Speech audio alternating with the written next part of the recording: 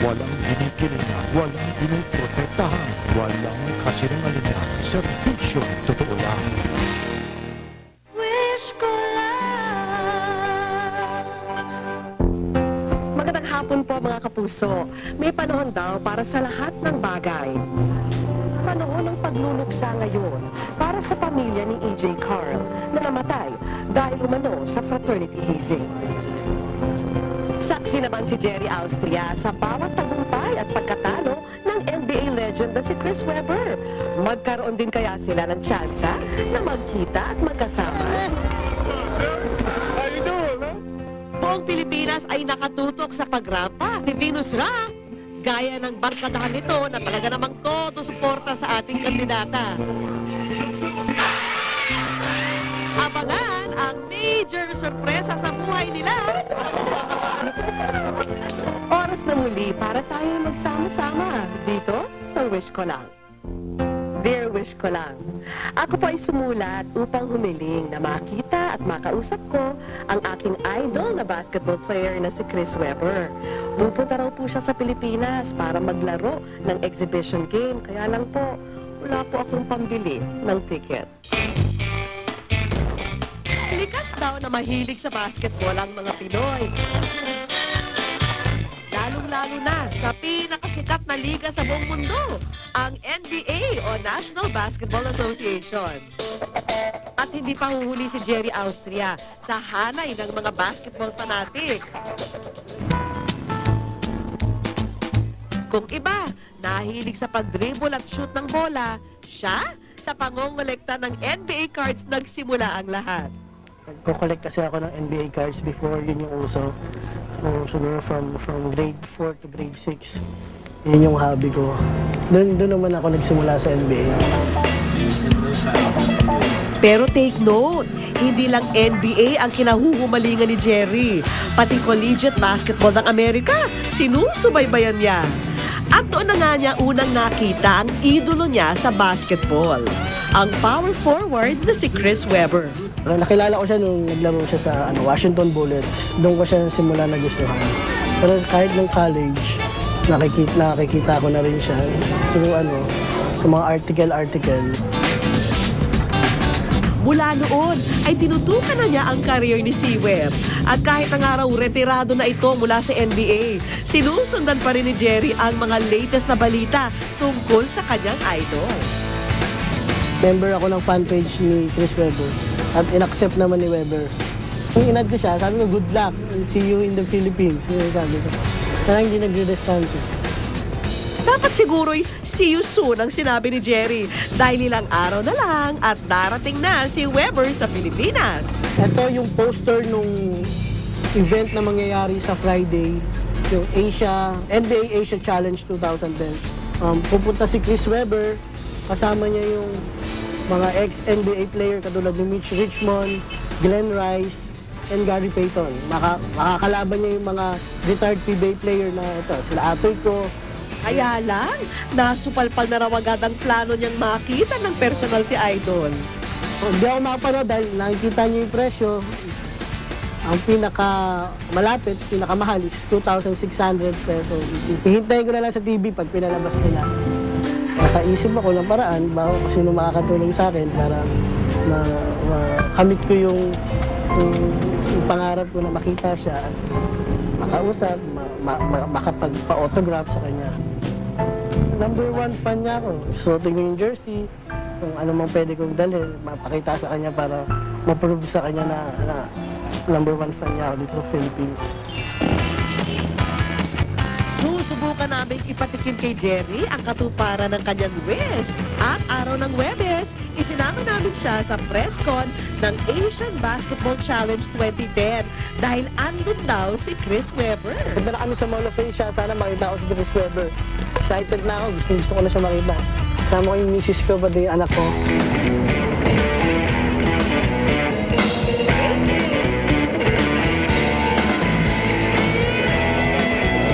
Atrasado yata si Jerry, kaya kinailangan na niyang pumila.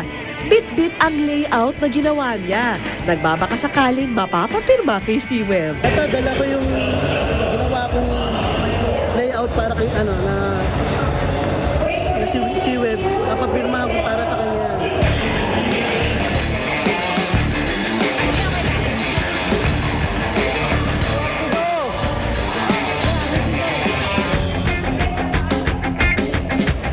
Nang makalapit na siya sa pila ng autograph signing, binawalan siya ng mga security.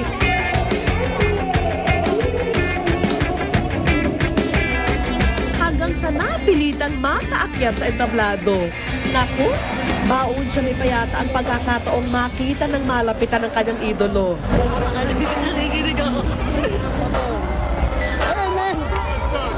How you doing, man? You like this shirt right here, man. Nice, I also have Sacramento Kings. And I made some layout for you. You made this for me? Yes. This is cool, man. Thank you. I appreciate it. All the team from the evolution of your career and your retirement.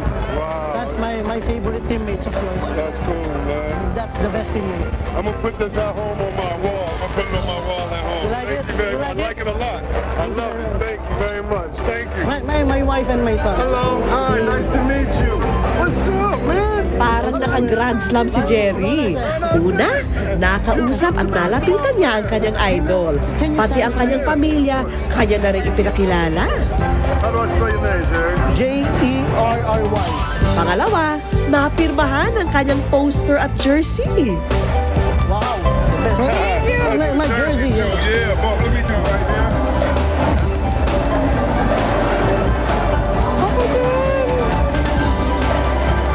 Thank you so much, man. Pleasure to meet you. Oh, yeah. My He's son's the jersey. future. He's the future. Thank you, thank you. You're really my idol. Pictures of Jerry and you.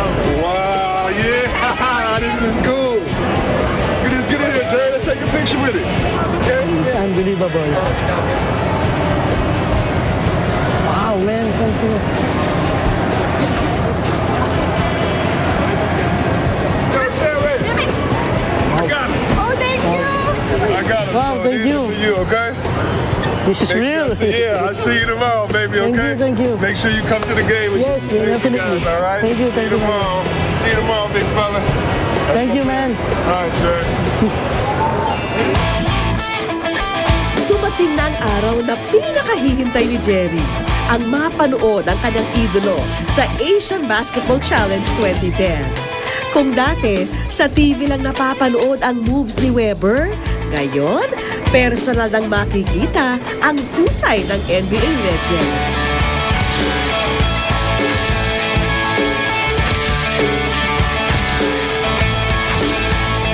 Sobrang saya ko, natupad na yung pangarap ko na makita si Chris Webber sa personal. Hindi ko makakalimutan tong araw na to. Salamat.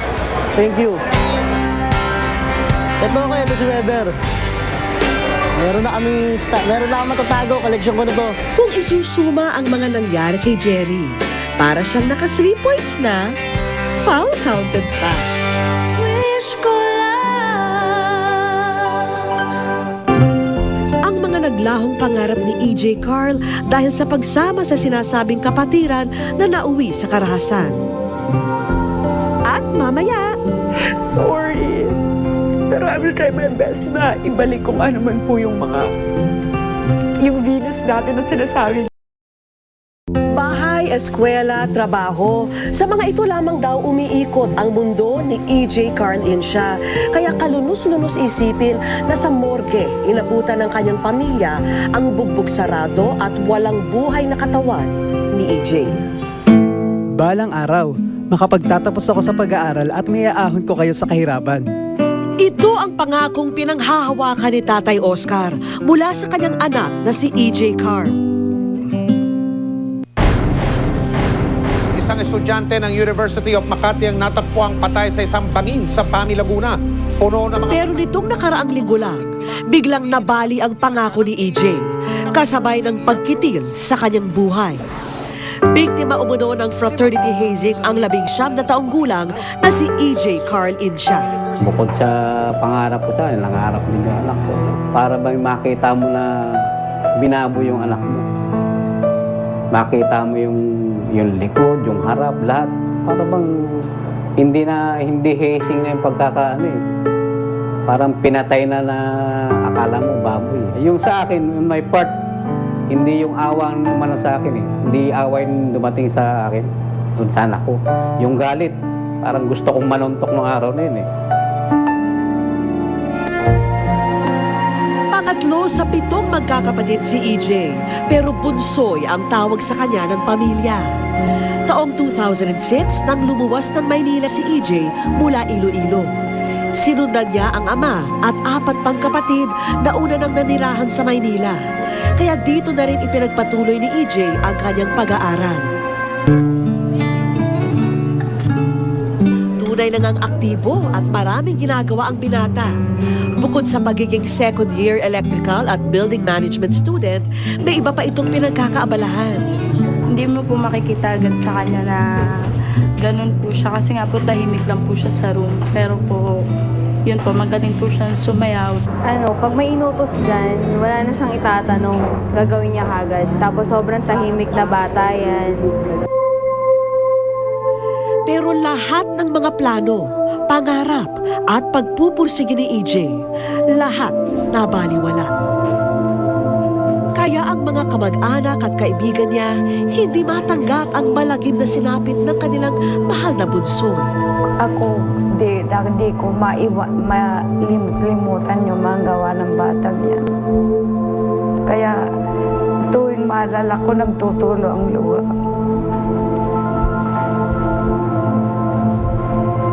Ang ano ko lang sa kanya, yung pag alis na po ako.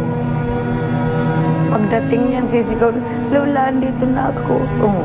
Sino bang hindi makakaalis sa batang yun? 5 years from now, nakikita daw niya, baka engineer na siya, successful, nasa abroad. Di ba masakit yun na at early age, naputol yung pangarap niya. Ang panginaya kasi kahit yung family picture mo, wala ako.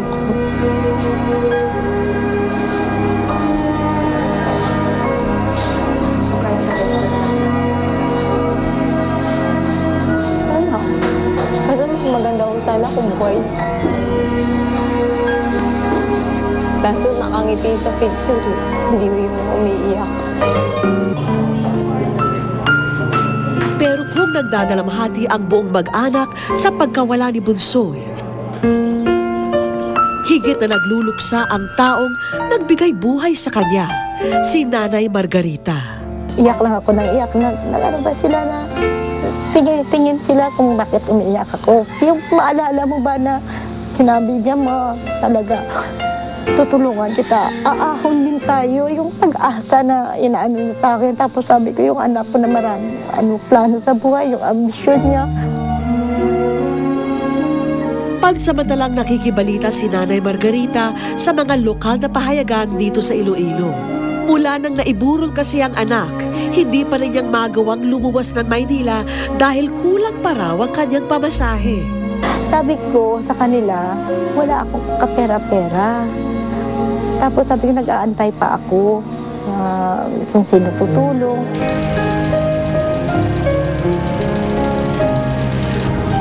Sa ngayon, masakit man para kay Nanay Margarita, wala siyang magawa kundi umasa na sa lalong madaling panahon ay makakapiling din niya ang kanyang bunsoy kahit sa huling sandali. Tapos naparamdam siya yung giniginaw, yung malamig. Sabi ko, Noy, huwag kang mag-alala. Pupunta na ako dyan. Wish ko lang. Kanino to? Kay Jika. May pag-asa pa kayang makasama ni Nanay Margarita ang kanyang bunsoy kahit sa huling sandali?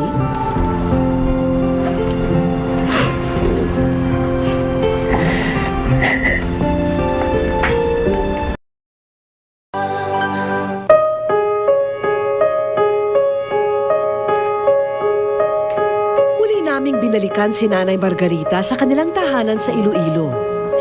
Abala siya sa pangangamusta sa nangyayari sa burol ni Bunsoy. At inabot na namin ang natitirang alaala ng kanyang anak.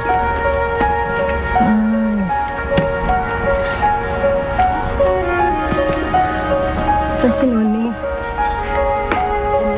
kanino to? Kay Jika.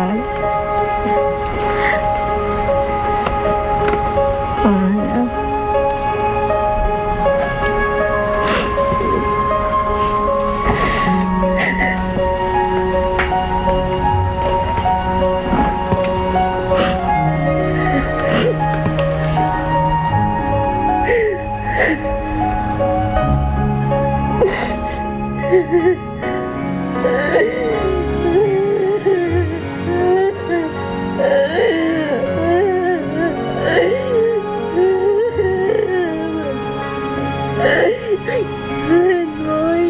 ito na lang yung ano ko sa kanya. Hindi ko na makikita.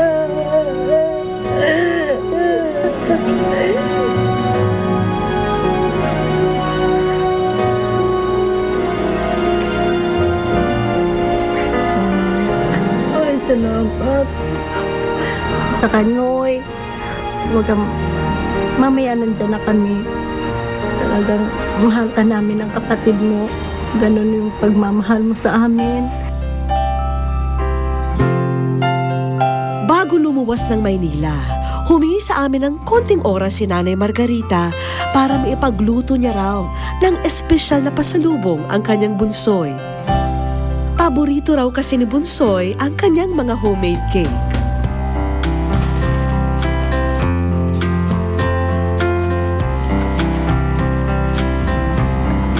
Matapos ang ilang oras, tumulak na ang mag-iina patungong Maynila.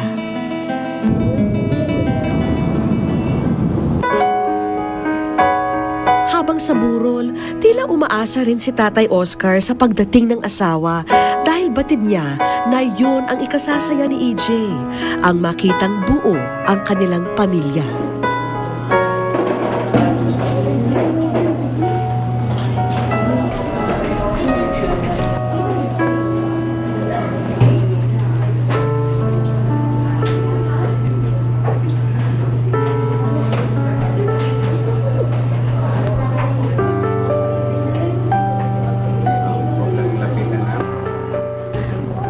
Mabigyan naman ng hustisya yung kakatayan niya.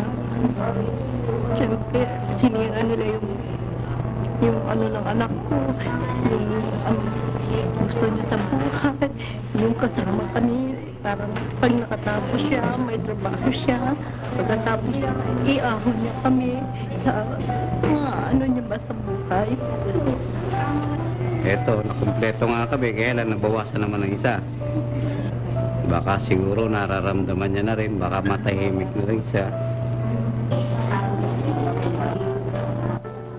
Sa gitna ng kanyang pagdadalamhati, hindi nakalimutan ni Nanay Margarita ang pasalubong para sa anak.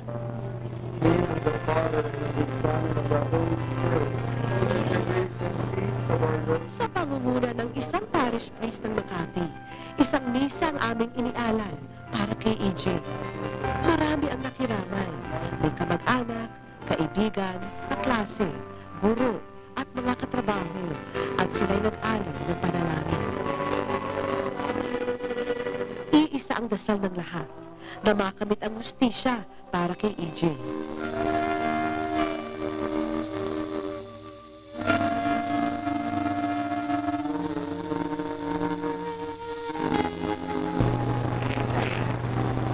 Ito yung buong pamilya namin. Ito yung pingatlo. Gulat niya kami.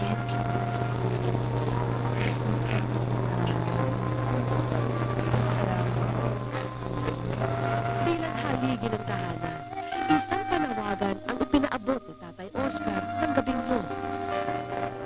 Bago ang lahat, papasalamat ako sa lahat ng tao dito na nakiramay sa aking anak. Sana hindi rito nagtatapos ang hinihingi namin katarungan para sa aking anak. Kung nakikinig man kayo, lahat ng involved sa aking anak, sana sumuko na lang kayo.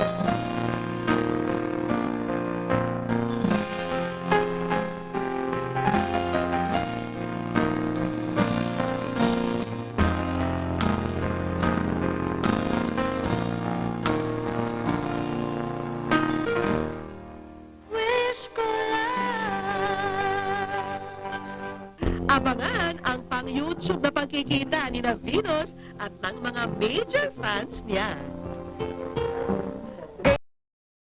Ni Venus Ra sa kanyang laban sa Miss Universe at pinalag namang makapwesto bilang 4th runner-up. Magpakwento na nga tayo kay Venus sa kanyang naging karanasan doon. Sabihin mo, mananalo ko. Yan ang mga salitang binitawan sa atin ni Venus bago siya lumipad doon para sa Miss Universe pageant. At ngayon na ngayon nagbalik siya, bit-bit ang titulo at corona bilang 4th runner-up sa Miss Universe pageant. Wish ko lang, Miss Vicky, naalala mo yung sinabi ko before, tinupad ko.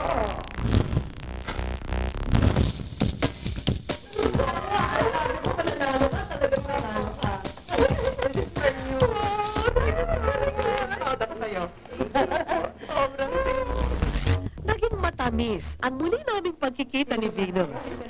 Venus, ikaw ang kanta. What a journey it has been, di ba? Favorite ko po yun. What a journey it has been. Ganda, di ba? Sige na, ano pa? Yun lang po ang alam ko. Yun lang po ang alam ko. Pwede ka, ha?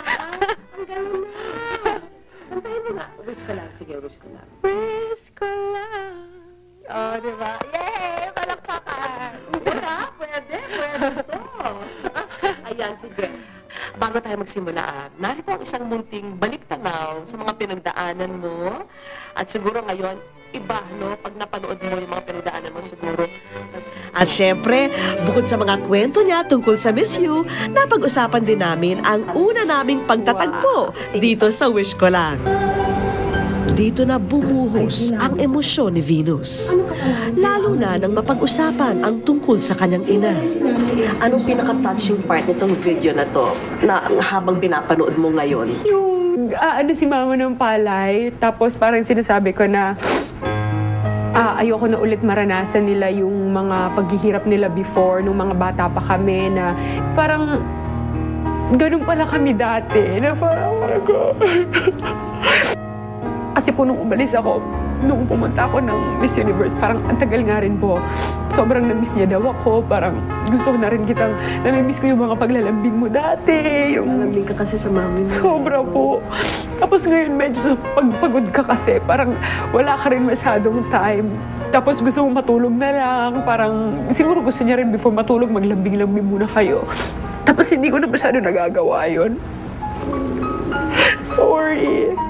Pero I will try my best na ibalik kung ano man po yung Venus dati na sinasabi niya. Sabi niya, parang ikaw ang isa sa pinakamabait na anak ko. Parang ganon. Ikaw ang bunso. Ikaw yung parang wala pang pamilya na ina-expect ko na, alam mo yun, parang magbibigay sa kanya nung love na hinahanap niya sa mga anak niya. So, gagawin ko yun mo, promise.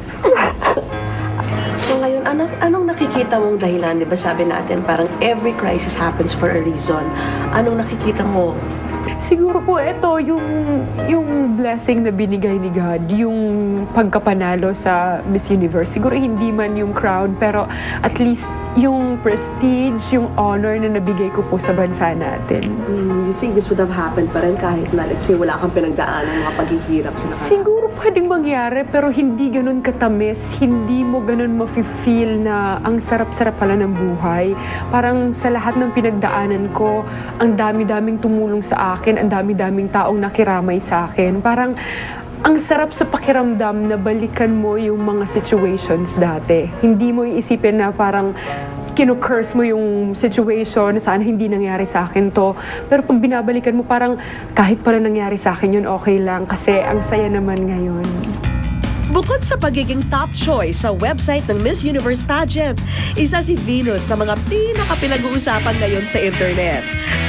And the top 15 is for the Philippines.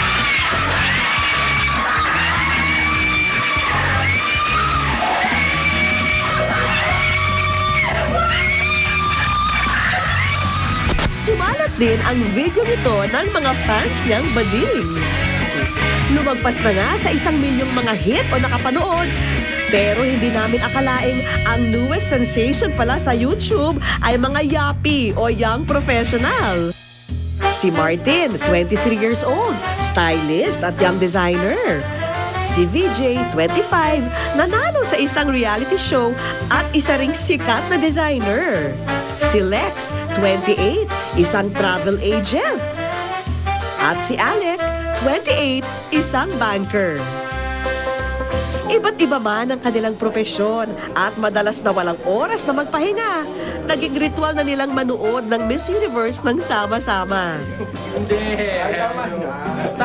Kasi every year, as in, kumbaga parang pag Miss Universe, kasi nagka-text na talaga kami, kailan ang Miss Universe? August 24, August 22. So talagang ilalagay na yan sa calendar, iba-block na namin yan. Yung iba nagsisick leave na talaga. Sick leave talaga? Kasi iba, nagsasakit, I'm sorry, pero nagsasakit-sakita. Yung iba naman uma-absent talaga.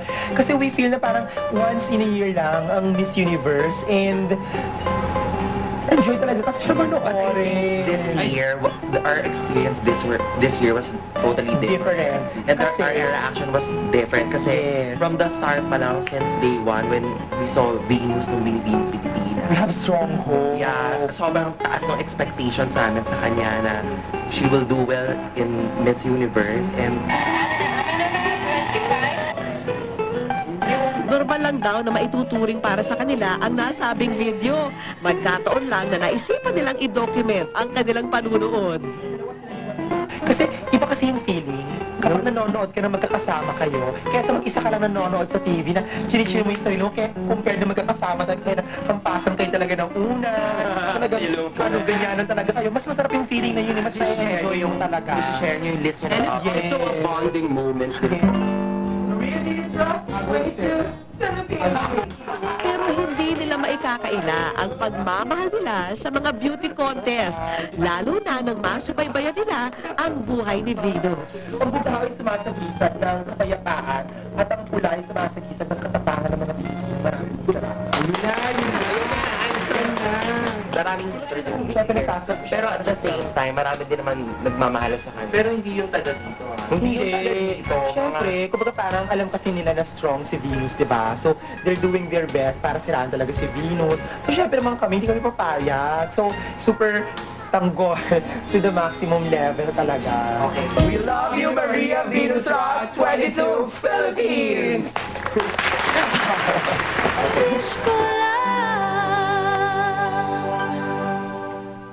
Abangan ang pang-YouTube na pagkikita ni na Venus at ng mga major fans niya.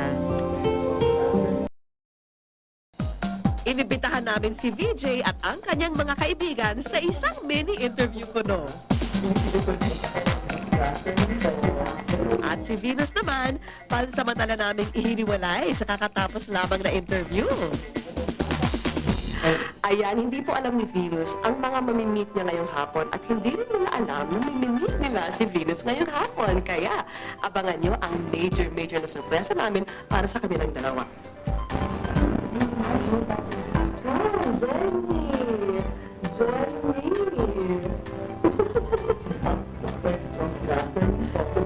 At nang sila'y pumasok, napameme sila sa kanilang nakita. At hindi na makapagpigil pa, si Venus na ang sorpresa sa kanila.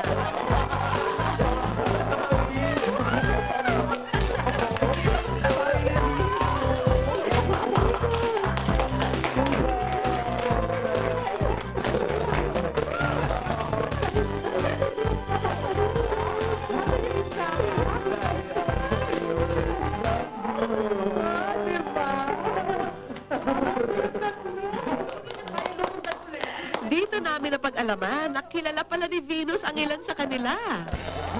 Pero makaraan ang pageant sa Las Vegas. Ngayon lamang sila ulit nagkita-kita. Sila for the first time. Sila, sobrang nakakatuwa na itong mga tao ito na ang tataas ng pagpiling ko. Akala nang gano'n.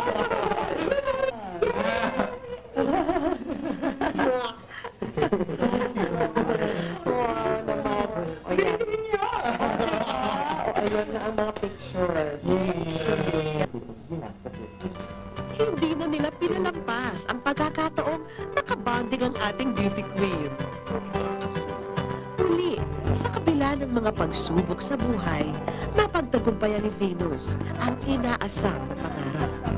At nakilala sa buong mundo, hindi lamang ang kagandahan ng Pinoy, kundi ang nakatutuwang admirasyon at suporta ng kapwa Pilipino. We love you, Maria Venus Rock 22 Philippines. May tono talaga alto.